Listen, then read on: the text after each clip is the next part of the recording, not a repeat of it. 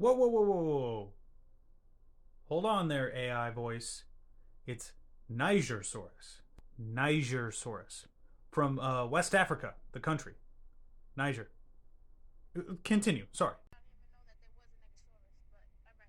This is why I believe that dinosaurs are white people propaganda.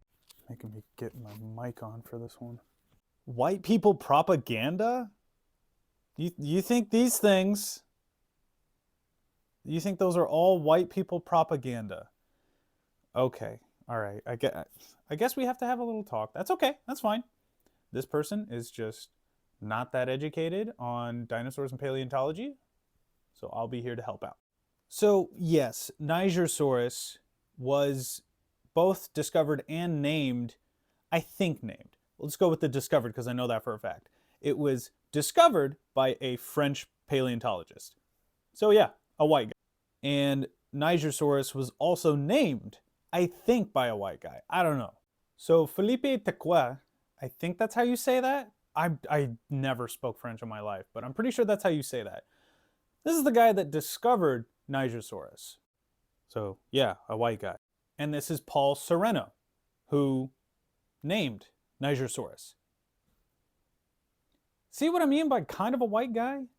Sereno, Italian? Hispanic? Let me know. I'm not quite sure. But I don't think white guy. I don't know. But how do I know it's pronounced Nigersaurus? Well, based off of that, you really can't get much now, can you? So as you can see with a quick Google search, it's right here. Nigersaurus. Nigersaurus. Now, to respond to the whole white people propaganda when it comes to dinosaurs, I will admit there are a lot of paleontologists that are white guys with long beards. That's kind of a staple, right? But did you know that there are women and African Americans and Hispanics and Asians and LGBTQ plus people that also are paleontologists and do the exact same thing that you're saying all these white guys do? Well, here, let me explain. Here is your Hispanic paleontologist. You see that in the back? That's a Chasmosaurus skull. This guy here is a paleontologist. Here is your Asian paleontologist. She is one of the most prolific Mongolian paleontologists ever. She is fantastic. And she's very funny too. I've heard her in some interviews. She's a very cool person. Another person of color right here, African American, Hispanic, transgender. And all of those people were women. All of them. So to say that it's white propaganda or that dinosaurs are propaganda, that doesn't really make any sense now, does it? Not now anyways.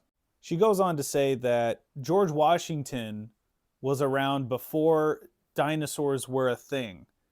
That dinosaurs weren't made until after George Washington. And if he rose back from the dead, he would ask, "What's a dinosaur?" Because he wouldn't know. And I feel like the person in this video doesn't know what a dinosaur is either. I mean, you could probably walk up to her and be like, "Hey, look out that window. There's a dinosaur in that tree." And she'd probably be like, "Huh? But I'll tell you a little secret." That's okay. Because not a lot of people are as big of a freak for dinosaurs as I am. But there should be a little bit more education out there to teach people about dinosaurs and the fact that they're still around.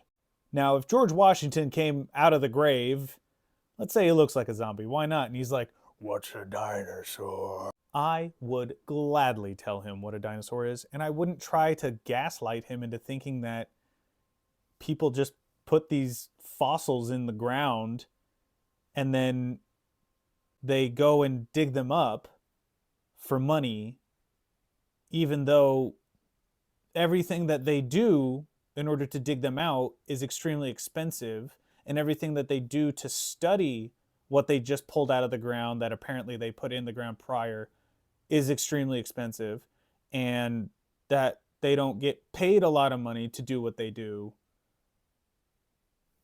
Like, that doesn't make any sense. I was describing the economics of paleontology. Paleontologists don't get paid a lot. A lot of the time, paleontologists are asking for volunteers because they can't afford to pay people to help uncover dinosaurs. And to say that people put the bones in the ground just randomly so people can find them, or that, there aren't people that dedicate their lives, kind of like the people we just saw, that dedicate their lives to understand the process of fossilization, the climate in which dinosaurs lived, or any other animal prehistoric that lived. People that go to school for decades to understand the science behind how to figure out what kind of minerals the dinosaur died in, or what kind of rocks are in the area, or radiometric dating, or anything like that. It's science. It's all science. Now, naming stuff is pretty self-explanatory. With Irritator, a dinosaur that kind of looks like this. Let me get them out for you. Irritator kind of looks like this. Is baryonyx, but they're related. They named it Irritator Challenger Eye because it was so difficult to pull out of the ground. So Irritator, because it was irritating, and Latinized challenge because it was a challenge. And that's how people name stuff. There's a dinosaur named Thanos. Yeah. So I'm pretty sure these people who are very inclusive, who are open to all sorts of different kinds of people, all shapes and sizes, I don't think they would name a dinosaur Saurus. You know what I mean? So I hope that helps. It's Nigersaurus, which was discovered in Niger, the country in West Africa. There are plenty of different shapes, sizes, sexualities, and all sorts of stuff when it comes to people who study dinosaurs and paleontology. So it's not just white propaganda. And also, it makes no sense for dinosaurs or fossils to be fake or have been put in the ground and then just dug up by the same people, because it's very expensive to do all that stuff and you would just be wasting money. And paleontology, you don't get paid very well. So, all in all, quick Google searches are very, very easy to do. And all you got to do is, if you see a dinosaur name that you don't quite understand, look it up. I did it. I showed you. Nigersaurus. It's pretty easy. Now, I'm speaking directly to the person who made that video. If you ever need help on anything dinosaurs, I literally just had a person, one of my friends, sent me a picture of Dimorphodon, which is a flying reptile, a pterosaur, and sent me a picture of what it looked like in Jurassic World and said, this is not what they looked like, right? And I was like, nope, here's a picture of what scientists actually think they looked like.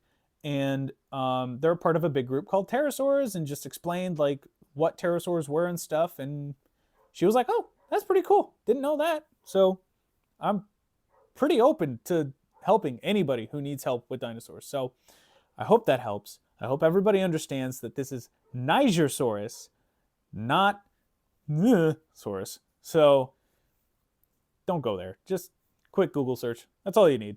And also, come say hi to me. I'll help you out. Thumbs up.